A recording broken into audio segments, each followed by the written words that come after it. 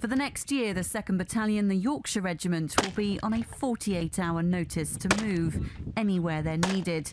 They've taken over as the Theatre Reserve Battalion.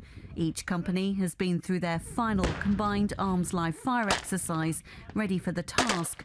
It's a role they've been preparing for all year. So we started really back in Kenya in January, where we completed an exercise over there for 6 weeks. Straight off the back of that, we moved on to start the pre-deployment training. So we went through all the ARB, the all ranks briefs, and then we went for an exercise in Norfolk for the CFX, moved out here and completed the final exercise in Salisbury in September. So today we're just down the ranges, just getting used to the weapons again that we haven't been fired in the live package range for a little while. Being ready for this role, they have to keep up to date with the latest tactics and intelligence from theatre.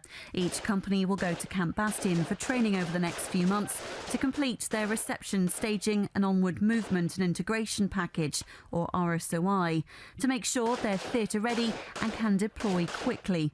It's a busy time for everyone. Been doing a few exercises in Germany, and now we're back in Cyprus. Primary weapons here and the secondary weapons up there. Over the last few weeks we've been busy. Obviously the training back in camp, we've been doing like fitness all the time in the morning. Then we're doing lessons in the afternoon, lessons all the way through after the afternoon. It's been really good. It's been hard work at times though. Each company will be at heightened readiness for at least 2 months at a time. But with British involvement in Afghanistan winding down, they know the chances of deployment are slim. Despite this, they need to be ready not just for Afghan ops, but for potential deployment elsewhere. Every military operation has a reserve. We're going into a difficult and complicated period for the operation. There is a plan and with the drawdown and the transition to the Afghan security forces.